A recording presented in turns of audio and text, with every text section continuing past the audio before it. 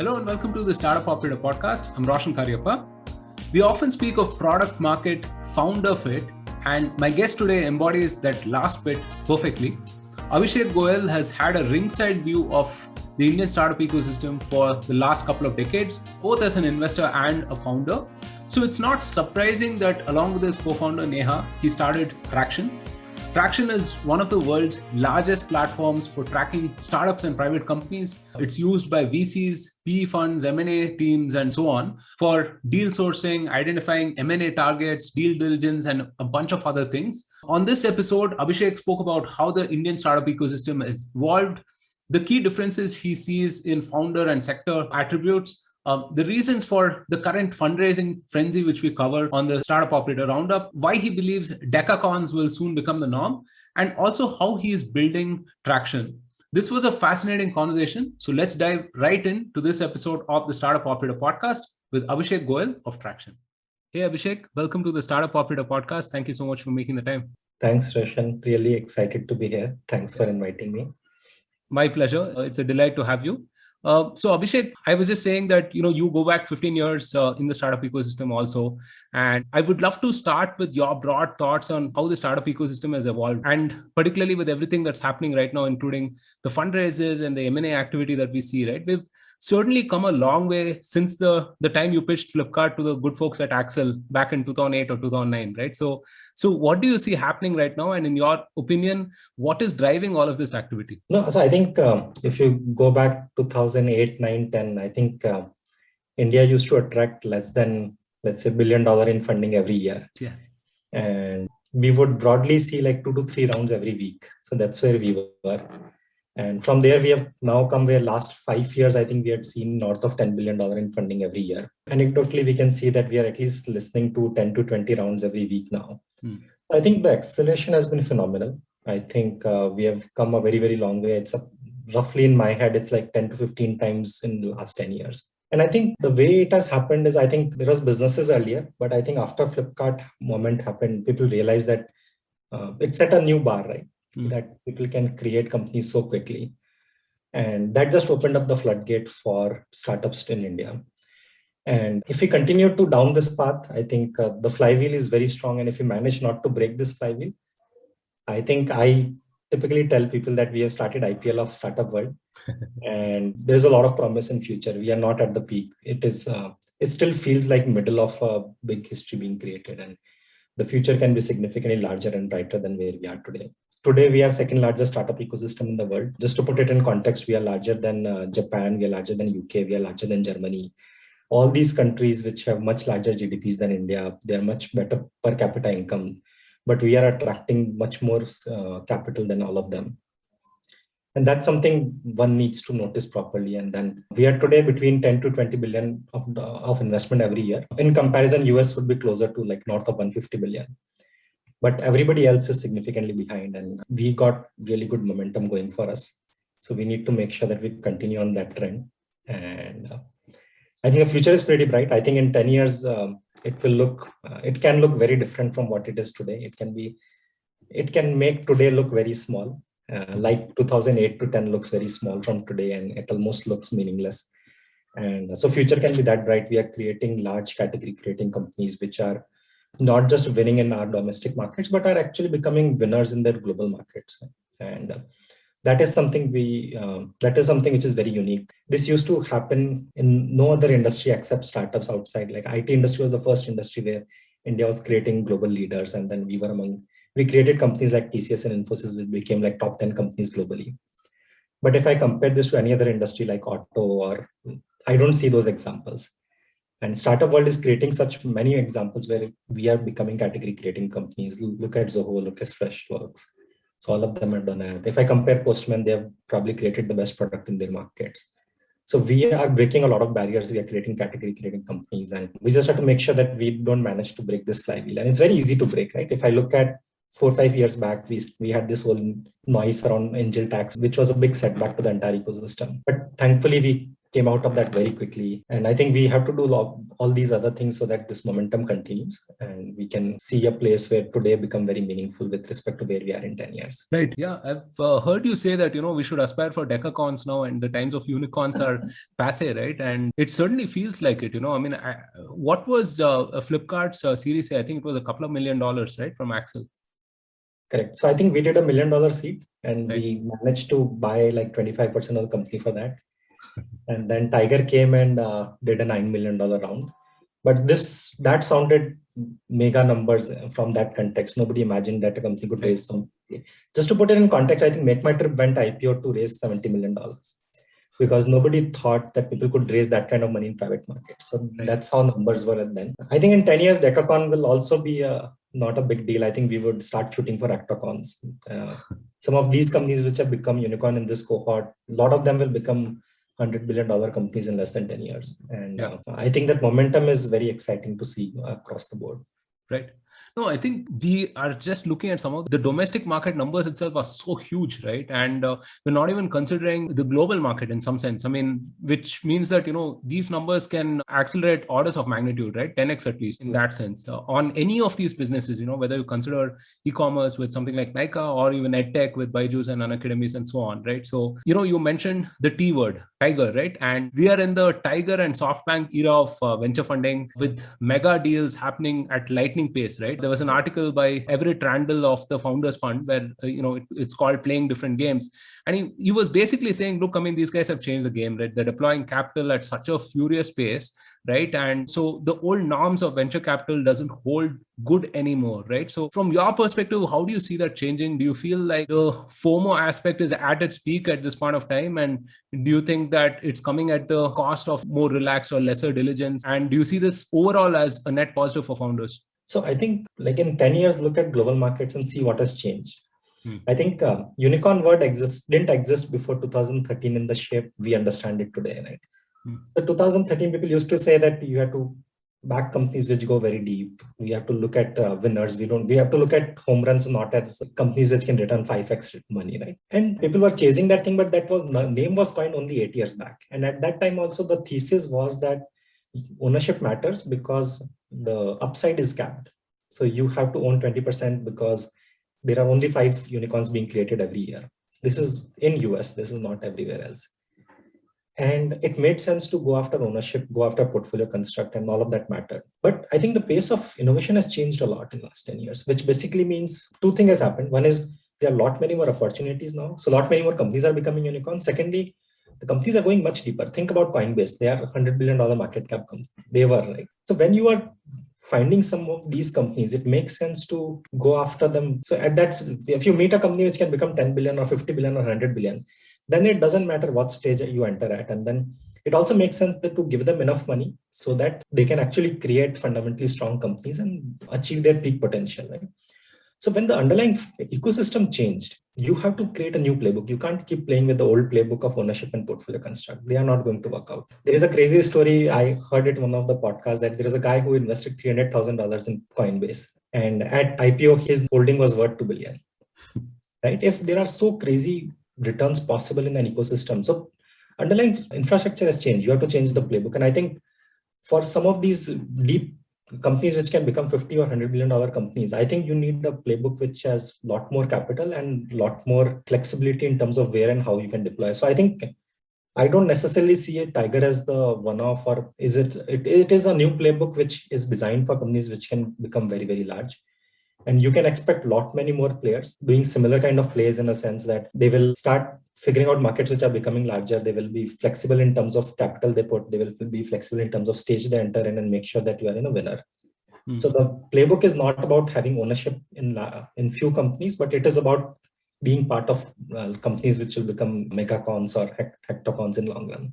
And that is what has changed, in my opinion, fundamentally. So you're also an active angel investor, right? I mean, I want to understand a little bit about your thesis on backing some of these startups, right? And how do you search for these diamonds in the rough? And I have read that, you hold on to your winners, right? I mean, you double down. Famously, you still hold shares of Delivery, for example, which will likely IPO this year, right? So yeah, your thesis as an investor, and also, how do you have the conviction to kind of hold on for 5 or 7 or 10 years? No, I think I have realized that over years, as I monitored the journey of Flipkart delivery, there were always nervous points.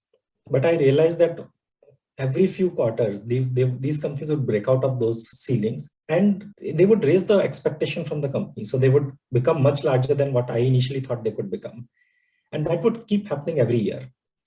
Despite all the nervous points, they would solve them, they would move forward, they would face new challenges, they would eventually solve that. Their revenues will keep increasing. Markets get created. Some serendipity event like Geo would happen and that would explode the market. So there were a lot of things that kept happening with these companies. So despite all the nervousness, I think in hindsight, it was wise to hold on to as much holding you could at that stage. And I think because of that, I realized that it is better to hold on to that money in your winners rather than taking that money out and giving it out to new companies. Because these companies continue to break the barriers of expectation. And that's what drove me to the entire thing. I think there were nervous conversation around Flipkart forever, right? Every year people would say that like things are looking difficult, but company continued to grow, company continued to do better and then raise the bar. And from that thing, and when I compare that same situation to US, I think about Cisco's of the world or Apple of the world, right? They are growing strong in their 40th year. So if you look at tech companies, usually there is also parallel in global markets that some of these companies will continue to grow strong and become more and more powerful over time. So I think looking at these two things, anecdotal evidence and then global theory, I think it makes sense to maybe we are backing Cisco's of India or Apples of India, and maybe we should just keep holding them for 40 years and let them compound. And I think closer to home, I think Infosys is a very similar story. It probably never made sense to sell Infosys stocks if you heard any, right? So I think if you look at all these three evidences, that's what led me to believe that I should keep holding on some of these companies. I did sell some of stock in my companies whenever I felt that I needed some money personally for my expenses. I did sell some of that, but largely if I don't need to sell anything, I would continue to hold them forever. This episode is brought to you by Mulya. You want to move fast? Sure. But without breaking things? Now that's a hard ask. The thing is, once you have some base of users and customers, you just cannot afford to risk quality. So how do the likes of Cred, Swiggy and Curefit, some of India's fastest growing startups, ship at lightning pace and delight their users and customers? Simple, they're working with Mulya as a strategic quality partner. Mulya is India's most talented and passionate community of testers. They've helped prevent thousands of bugs and regression issues. So as a CTO or a product owner, if you want to reduce tech debt, especially while you scale, do check out Mulya.com. I've interviewed Mulya's founder and CEO Pradeep on the podcast earlier, and we spoke about how startups can improve quality while scaling and things to that effect. You should definitely check it out. I'll link to it in the description below. Now back to your regular programming. Right. You bring up an important point, which is that, from the outside, all of these companies look like porcelain, right? I mean, they look pristine and, probably nothing could go wrong with them. But startups are so messy, right? When you are working in a startup, you realize that literally everything is broken, right? And it's a process of fixing it, right? And also, scaling, right? So what are some of the problems that we kind of overestimate to be real problems, but are some things that, startups generally overcome in your experience? No, I think when people are starting in early days, I think people think capital is a big challenge. And I think it is in the first 1 or 2 years. But I think as they grow larger, I think at least we have seen in India that capital became available over time. And a lot of people made a lot of decisions thinking that capital won't be available. They designed things like that. And then when the water tap opened up, then everything looked very different and we had to do many more things. And this is even true for SaaS like 5 years back. Nobody was backing SaaS companies at that time. And at the same time, I think people is a much harder problem. Getting good pillars in your company who can take this company forward along with you for over years. So that is the probably significantly harder problem than most people imagine.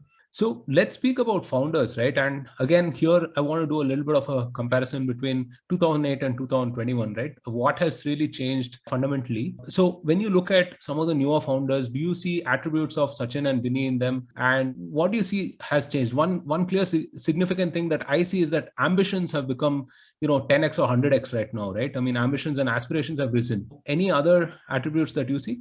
I think for me, the biggest thing is exposure. I think if I compare founders who are maybe before, let's say 2004, 5, maybe 6 time frame, And I think people who came after that, they had a lot more exposure, and people who are now coming like who are 2014-15 pass outs. I think the amount of world they have seen in their college time is significantly different. I think that is a huge factor. And hence, I think they are able to think of ideas which are like groundbreaking. When you meet them, you suddenly realize that, wow, that is such a crazy idea. Can't imagine somebody so young thought about something like that. So, and that has given them confidence. Because of all of this, I think they come back with things which are groundbreaking, and hence that result into a lot of confidence. And yet, I think one thing has remained same. I think perseverance has remained a common thread. I think founders who kept at it earlier as well as now are seeing non-linear advantage over everybody else. And ability to hold your nerve continues to remain a very big factor for success of founders. So I think these two things, in my opinion, remain the same. Yet I think exposure has completely changed the dynamics of the founders. No, I mean, I see some of these guys on Twitter, in their 20s, early 20s, and they're talking about playbooks and metrics and milestones. And I just look back at what I was doing at their age, right? I mean, and frivolous things, right? So they've become so much more savvier, I feel, right? So let's talk about some of the sectors that you are most excited by. You brought up SaaS, for instance, right? What is it about SaaS that is super exciting for you at this point of time? So I think, like if I compare 15 years back, everybody used to complain that we are a good IT services business hub in India. Why can't we make good products? And I think over last 15 years, because of all the exposure, all the development within the IT industry, I think we have started to learn to build great products now. And today I feel that we don't build none of our SaaS products are inferior than anywhere else in the world. I can imagine some of the best products being built out of India in coming time. And in SaaS, I think that is a huge superpower. I think SaaS is combination of great product and then a great distribution, right? And on GTM front, we are still in early days as a country, but I think on the product front, I think we are constantly raising the bar. Among all the products I have used, I can easily say that Myntra was among the best shopping experience, or I can say Swiggy and Zomato are among the best food delivery experiences globally. So we are clearly raising a bar there, and hence eventually we can see that we can eat large part of SaaS market sitting out of India. Indian costs are increasing, but yet we have huge cost advantage in terms of both development and distribution today, and we can use it to our advantage. And other thing that I see in SaaS, which is different in Indian companies as compared to everywhere else, is that Indian companies are building a very deep product. So I think I see a lot of global products. They don't innovate on the product front after a while. So they focus so much on GTM that I think their features get left behind. I think which is not true for India. I think India really enjoys building deep products. Yeah. And I think that, like if I compare Freshdesk or Freshworks to Salesforce, I think Salesforce became inorganic very early in their life cycle, whereas Freshworks continued to build a lot of products. And I think over time, their portfolio will look stronger than anybody else in the world. So that is a huge advantage, I think. Right. No, I think that's a great point you bring up, right? Which is going deep and really building things end to end, right? Because that last mile sort of a delivery, right? I mean, it's something that is a very services mindset that we have, right? We have inherited rather. And, it's so ironic. People used to say all the time, I remember as well that, hey, we're just not building any IP and we're just like, they're doing these services. But then, all of that has led up to all of this product building that we're seeing, right? So the other aspect that I am personally excited by also is fintech, right? Which is again miles ahead of anywhere in the world, right? Whether it's our payment systems or even some of the front end services that you're seeing some of the startups innovate on, right? And this is again something that we very well can sort of globalize as well, right? On the fintech front, do you see Indian startups like actively helping banks and other financial services companies take to the next evolution? So I think on the fintech front, UPI and this entire India stack is a phenomenal thing. I think, and India has clearly raised bar across the globe on that front. And I hope that technology reaches as many countries as possible. At the same time, I think India has also done a great job at regulating banks well enough so that we don't break consumer trust while we are innovating. And which has resulted into this whole relationship between banks and fintechs where they sort of co-develop everything and take it to the market. So banks make sure that we don't break the customer trust and don't go overboard on innovation. And fintechs have clearly raised a lot of bar in user experience technology. So I think that synergy is going to be very interesting for India to sort of set up a rule book of how to lead innovation in fintech globally. And I think fintech does require a lot of local presence. So a lot of SaaS companies can go global very quickly and have customers in 50 countries, but that may or may not happen in fintech. But I think fintech is a much larger profit pools to dip into. And even if you are a winner in a country, that probably is a good enough to build a lot of value. Right. And finally, I mean, we have to talk about edtech, right? With the likes of Byju's and Unacademies, we're probably going to see multi-decacorn businesses in this space, right? Where even domestically, I think we're probably at the 1% mark in terms of total education spend as online education, right? Again, I've said that if someone in Bombay can teach someone in Bangalore, right? I mean, they can very well teach someone in the US as well, right? I mean, it's definitely possible. So that's another business that can probably globalize and become 10x or even 100x, right? So how do you see that evolve? We're seeing a lot of consolidation with the larger guys acquiring a bunch of all these smaller startups and so on. So how do you see the future for edtech in the next 5 to 10 years? So I think I am very bullish on edtech. I think current consolidation is, I think we are still scratching the surface with Unacademy and Byju, in my opinion. They have had a phenomenal run. They are building it really well. And I think they will continue to do very well. But that doesn't take away anything from opportunities that exist for other players. And you can see a lot of large companies getting created. It's like Flipkart and Snapdeal kind of battle happening. But most people didn't realize that a lot of vertical companies are getting created and still becoming meaningful. And that's what is going to happen. And the canvas is much larger. It's not just India domestic market, it's a global market. So you will see like multifold or 10x of value being created in edtech because of global applicability. And I see a bunch of companies closely around me who has done a great job at going to other countries already, and then they have built it out quite well. So I think companies are doing a great job at going global very quickly. And I think there is a lot more action to come in edtech in coming time. Yeah. So if you look at 30,000 feet, I think, or 100,000 feet in the startup world opportunity, there is opportunity everywhere. I think it feels like everything is a white space. I think for founders specifically, it is more important to figure out what box they want to pick and build out their place so that they win that box, right? And that is significantly more critical than anything else. It doesn't matter how, if your opportunity is in a rising tide right now or not, is it a buzzword for today or not? I think pick your box, build your moats around it, build your business, take your customers, solve their problem, and just grow from there, and everything else will follow. Right. I think the most interesting kind of businesses that I see are the guys who are building the shovels in the gold rush, right? I mean, the likes of Delivery, for example, or even Postman, you could argue, right? I mean, helping developers and so on. All right. So we've spoken a fair bit about other startups. Let's talk about your startup, Tracxn, right? You know, what was your process of going from idea to product to company with Tracxn, right? And if I can say, you know, we often talk about product market founder fit, right? And this is a business that probably a handful of people in the world could have built, and you are one of them, right? So talk to us about that unfair advantage that you have, you know, with respect to founding Tracxn also. I always talk about this internally, that if I have an opportunity to go back in time and pick one idea, I would still always pick this idea because this is so close to my heart. And as an investor, we were investing in tech and we realized that we use so little technology to solve the real problem, hard-on problems, right? And if you solve this problem to any degree, I think you can accelerate the entire ecosystem, right? We are the startup who can potentially accelerate other startups by making sure that investors are able to find them quickly and buyers are able to buy them quickly. And so I always related to this idea more than any other problem. And the genesis is pretty long, actually. So I started thinking about this in 2008-9 when I was still, as an investor, I was working on that. We started building some tools, and I always thought that why am I building these tools as a fun person? Some company should be building that.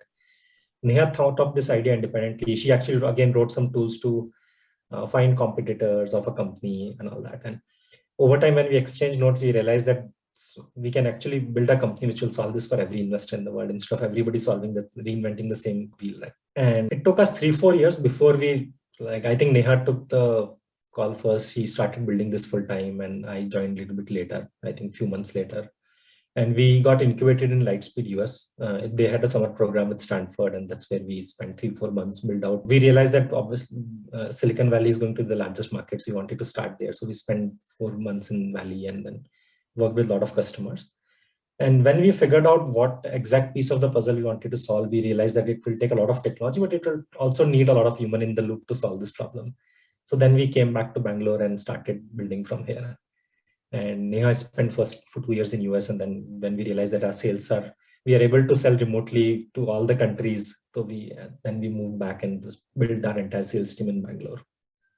Right. What are some of the nuances of building a data and research platform like Traction? What are some things that people on the outside may not really truly understand about the business, right? How do you go about building these proprietary data sets, for example, right? Because we often see that data is commoditized, right? Especially in this world, information is so democratized, right? I mean, it doesn't appear as a scarce sort of a resource, right? So what are some of those nuances? So I think it's not obvious from outside, but in information business, the value is in organizing it. So Google is valuable because it can organize that entire information and make it searchable and make it consumable. All the information that they have is actually publicly available. And the second big thing that we discovered over time was that the value of the product increases as you produce more enterprise grade quality of the data. So I think ability to organize a lot of available information into something which a business can consume and make a financial decision on top of that, that is what generates a lot of value. And it's a non-trivial problem to solve eventually as you start solving it. And second is, I think as your accuracy improves, your payability of customer increases significantly. And this is something which took us a while we learned it as we built the business and as we heard customer feedback. So in initial days, we did a A/B testing. We launched $100 per month product and we launched $1,000 per month product. And obviously $100 product was Losser curated, but it was much wider. We constantly heard from people that they are okay to pay more than $1,000 a month, but they want even more enterprise grade data. So we started working towards that. So I think ability to organize and make it actionable for financial world is, I think, a big. And if you look at global markets, other markets also, right? Bloomberg does more than 10 billion in revenue now.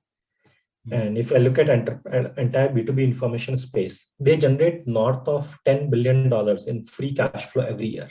So between like top 25 companies, they generate that much profit every year. So there is a lot of money. Somebody can make a lot of money by organizing what is available and making it actionable for business users. And closer you are to a financial industry, there are higher chances that you can monetize it even more. Right. So what parts of the business, you use tech innovation to sort of automate or improve, and what part of the business do you require human intervention to take that kind of discretionary call and apply maybe like a higher order thinking on some things? No, I think so. You can automate a lot. I think the technology has evolved a lot in the last 8 years. What you could automate 10 years back was very different than what you can automate now. So to give you an example, we produce close to 5,000 reports every quarter. So you would have seen our Unicorn monthly report or some HR tech report or cybersecurity report. All of these reports are actually 100% automated. So we pull the data from the platform, convert these into PPTs, convert them into PDF, and then generate out some of these reports. This would, if you have to do it manually, it will take you like more than 200 members just to generate reports. Right? We are doing, today it is closer to 5,000 reports a quarter. Wow. Right? So that's a lot of reports. But today, there are less than 2 people who run this department, right? Everything is automated by now. So you can automate a lot. I've read your reports. I wouldn't have guessed at all. I thought someone slaved over it for a couple of days, or at least a week or something. Correct.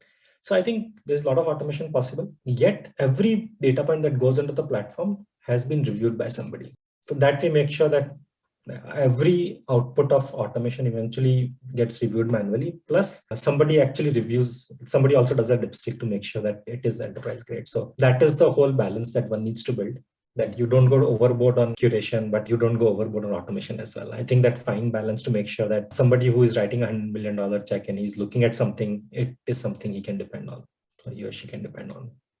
Right. I'm curious about how your product is sort of architected, right? Because from the outside, again, it looks like a multi-product company because you serve multiple use cases, multiple different stakeholders, and you do everything for all of these guys, right? I mean, right from information to automation to some sort of a CRM to everything, workflows, whatever, you name it. So how are your teams structured and, how does it all come together? So I think the way to look at us, I think we again drew a lot of inspiration from companies in public markets. So likes of Bloomberg, Refinitiv, S&P, and a lot of these guys have done a great job at building what is required for public market investors. So we drew a lot of inspiration from them. And I think what they have taught us is that people would need diverse set of data sets and make enough tools for them to consume this data set outside just providing raw data, right? So to give you an example, A company database is like our feed of firehose of data that you can use to consume what you need. But we have over time built software layer on top of it, like CRM or sourcing boards, where you can configure what you specifically need and then consume only that fraction. So you need to build data and you need to build a lot of software layer to make it easy for consumers to do. And we are a vertical SaaS company, right? So for our consumer set, whatever use case they need, we keep building that. So it will look like a bunch of modules that our customers need. And then that is how vertical SaaS software companies will eventually evolve. Right. And for your customers itself, how do you think about customer success in this case, right? Because I would imagine it's not as simple as, selling a subscription and then being done with it, right? It's not a pure technology play as well, right? You have to make this actually useful for someone. So how does the whole customers, can you take us through actually the sales cycle also, I mean, what is it? What is the value that you sell, and, how is it actually realized in the customer's team, and who drives this value and so on? So I think one of the things that we fortunately did right was that we started with content marketing as our GTM channel. And again, here I think one of the learnings for everybody is that like GTM fit is as big as product market fit. And interestingly, there are 10,000 companies in SaaS in the world today. So every GTM playbook that was supposed to be figured out is already figured out. You don't need to solve it through first principles. Obviously, there will be some dynamics, nuances, how do you implement, all of that exists. So in our early days, we met a bunch of enterprise investors in Valley, and then they recommended one or two playbooks, and thankfully content was one of them, and we adopted it. And because of which most customers, when they come to us, they have already experienced us in some ways. So they have seen a bunch of our reports, they have seen some of our exports. And when they come as, they are reasonably educated on why do they need this product. So our sales cycle actually tend to be very small. So from a lead generation, typically it takes 60 days to close. That is only because they have experienced us, like they have seen us somewhere for last 3 years. They have seen our data in newspapers, they have seen reports. And then once that comes in, our onboarding teams obviously spends a lot of time because this is an enterprise grade customers, right? A lot of M&A teams work with us, so they are large corporates. So they spend a lot of time with these guys, and our focus is usually to get at least 3 to 4 modules implemented, whatever they are looking at right now. We get some of those implemented, that builds a hook point. And then every quarter we try to make sure that they adopt at least one more module. Right. So I think that starts the whole cycle. And once they use us, even if they use us for 2-3 modules, I think they build that trust that this is useful. And after that, I think they are very graceful customers. We are the only business where customer calls us regularly and say that, why don't you charge more? I'm happy to pay more. I had not increased our pricing for last 7 years. I got so many conversations, calls, messages, mails saying that we really like the product. Why don't you increase the price? So actually, we increased the price for the first time like in last 12 months. And we increased it because we got tired of listening that. So we ended up just increasing it and seeing what people think. And I don't think there was any difference in terms of how people were like buying, sales cycle. Nothing changed. Right. Yeah, I think that is one of those counterintuitive things in SaaS, especially that people tend to think that if you increase pricing, all of your customers will go away. But then really, I mean, yes, there will be some people who are sort of affected, but generally, I mean, you'll do way better actually, right? And I think your pricing is, if I'm not mistaken, it's about 12 to 25K, right? In that range? Correct. So our first seat to customer is $600 a month. And then most people buy 3 seats, which is roughly $1,200 a month. And so it's a mid price point. So it's not like $200,000 sale. And that was by design because we wanted to sell quickly and move to adoption cycle with these customers. And then upgrades happen very regular. So once 3 guys are using it, they will keep upgrading few seats every year. Right. Actually, that was going to be my follow-up question, right? So why not 100K a year? Because if you are serving all of this proprietary information to these folks and you're being relevant, the VCs probably listening to this might curse me under their breath, right? For asking you to increase prices, but why not 100K, right? And why not 100 or 150K? Because you're clearly relevant to these folks, right? And it is the way those people run their business as well, right? So critical to their business. So why not 100 or 150K? And I'm trying to extrapolate some broader points on pricing and so on from your answer. I think one of the inspiration of pricing strategy has been Naukri. So I think Naukri, again, I first saw Naukri in maybe 2005 and 6, where you can buy Naukri for 20,000 rupees a year. And then over time, as more and more people used it, now today you have to shell like 2.25 lakh a year for the first login. So from their journey, and we had the fortune of listening from Sanjeev like one-on-one also multiple times. So I think one of the things we learned was You can increase the price once the adoption cycle is done. So initial phases, you want to go to as many customers and get them familiar. And once land grab is done, then it's very easy to increase pricing later. Like Naukri grew 10x in 12, 13 years. So that journey can be done later. But we thought that that would help our case in terms of making sure that we are getting exposed to as many users who will get familiar with the user interface. And then over time, it becomes like Excel, right? So people can't replace it because everybody's familiar with it. Having said that, I think this is a constant internal debate. Should we change the pricing? And so we keep, this is a very hotly debated topic every single quarter, right? So, right. Yeah, I think you're getting them used to a way of working itself, right? And as and when maybe years down the line, it might look very different. So the other aspect of your business is that you sell to VCP folks, right? What should we know about selling to these folks? What we realized in this case is that they are ultra busy folks, right? So they do tens and hundreds of the things every single month. And unlike other jobs, their job consists of a lot of different kind of things at any point of time. So what we realized was when we were going to them, it was a market creation phase when they were all asking, why should I buy a platform? My job, like I'm able to do my job without that. Why do I need this now? Although within 2 years that changed because people started to see merit in that. And then the important question that why this versus that. So our understanding was that enterprise grade data mattered. So if your data quality is good, they care about it. And second big thing was differentiated data. If you have something which nobody else has, that played the very important role. So today, to give you an example, we have taxonomy on our platform. Nobody else has taxonomy. So we have 1.5 million companies, 1.4 million companies divided into 40,000 taxonomy nodes. And that allows us to give you comprehensive competitors. So we can say this node competes with these 3 nodes, and we can give you exactly 1,213 competitors of Uber today. Nobody else in the world can give you today that data. Again, this is a small feature, but I think comps is something that really matters to our customers, and because of which they are able to adopt it quickly. So having a differentiated data and enterprise grade data is what really makes the cut in our opinion. And like I was saying earlier, this is among few industries which is very graceful. So they use it if they like it. They're always happy to come and say we'll probably pay more, and that constantly happened, right? So which doesn't happen in like corporates or companies are designed to always bargain. They always say it's expensive. So unlike that, financial industry is generally very graceful with paying if you can solve their problem. Right. I know we spoke about product earlier, but I want to double click on this proprietary data sets, right? So how do you go about aggregating these data sets? We spoke that it's a mix of technology plus human intervention, right? So how do you organize this data? How do you source this data? And why is it differentiated and proprietary? What makes it differentiated? So I think with respect to taxonomy, one of the fundamentals to understand is that there is Meru, there is Ola, and they're different. And that matters to investors. There can be 100,000 Merus and there can only be 10 Olas. So just finding companies which are deep marketplaces is very hard for some of. So if you can solve that problem, they really care about it. And that's what we did. Whereas if I look at cap tables is directly sourced from for regulatory filings. Again, regulatory filings are very not in a consumable format. So somebody has to build a lot of models on top of it, which are largely automated now after 5 years of work. Earlier, they were not. Every cap table used to take 5 days to prepare. Now it takes like 5 hours to prepare. So in both these cases, these are two other extremes. One is like where you need a lot of research and understanding by a person to actually figure out what is Meru and what is Ola. On the other extreme, it is a data source from regulatory filings, but can be largely automated. It needs some review before it goes on the platform. So we kept looking for data sources around startups, and whatever made sense for our customers, we kept making them. We didn't optimize between automation and curation. Whatever made sense for our customers, we kept doing that.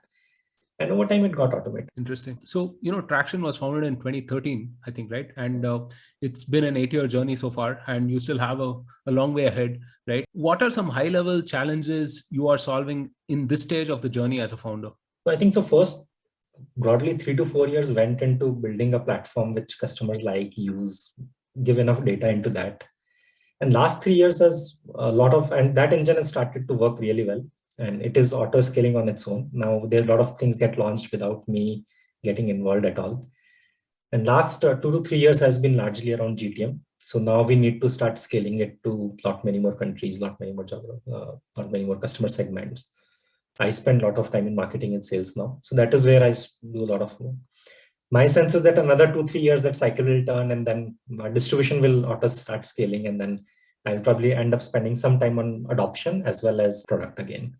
So I think I've seen that cyclicity happen again and again over time. So you keep rotating that. And I think business is all about scaling what is the slowest wheel and then keep moving forward. Interesting. Abhishek, the other thing is also Traction Labs, right? Which you launched quite recently again. And here it's an early stage fund, and the early stage space we've just spoken about as well, that it's just heating up so much, right? How are you managing to outcompete some of the existing early stage funds, and why should startups partner with Traction? I think it was a fund we started in 2015. And we fully deployed in 2019. Then I realized that I'll probably just start investing personally again. So in 2019 and onwards, I've been investing personally again. But having said that, I think broadly, early stage is very competitive and there are just way too many players today. And how does one build their moat, or how does one retain their access in this market? So I think two things that mattered for me, in my opinion. One is, I think you need to move fast because deals are happening at a much faster pace than ever before.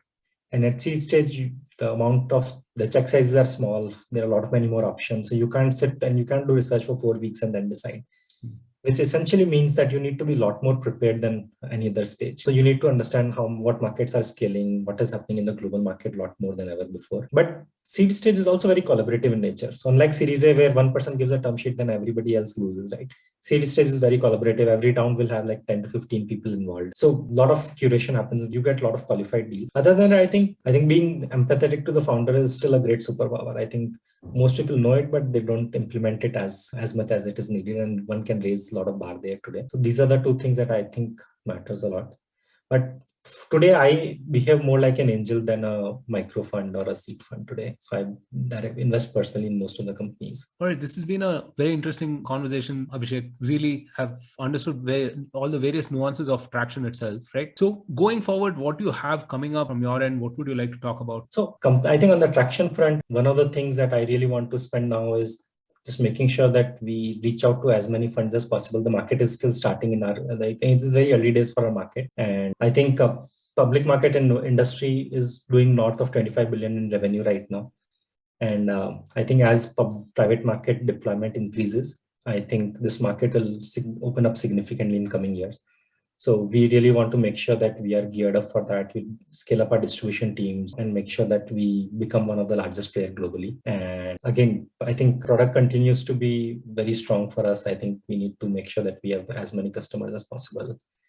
And similarly, I think onboarding is another area where I need to spend a lot more time in future. And that will give us the wings that we need to be a dominant player in our market. Fantastic. Before we end the podcast, what books or podcasts would you recommend to our listeners? If you talk about podcast, obviously Startup Operator. You're being very kind. Thank you. But I think I probably listened to almost 25-30 podcasts today. Wow. And I think Andreessen has some great collection of podcasts. I think they talk about some of the most cutting edge stuff. Domestically, I think Axel, Matrix, they have some good podcasts going on. Otherwise, I listen to a lot of news. I think in lockdown, screen times are all at all-time high. Right. So this becomes a great way for me to learn what is happening around the world without actually getting exposed to screen time. And it becomes a good buddy for me during all my fitness regime, right? So nice. All right, Abhishek, thank you so much again for being on the podcast. It was a pleasure hosting you and look forward to talking to you again. Have a great day. Thanks, Roshan. Thanks for inviting me. Thank you so much for listening. If you liked this episode, then don't forget to subscribe to us on your favorite platform and share this episode with all of your fellow startup operators. Also, follow the Startup Operator on LinkedIn and Twitter for more updates. Stay safe, take care, and see you soon on a brand new episode of the Startup Operator.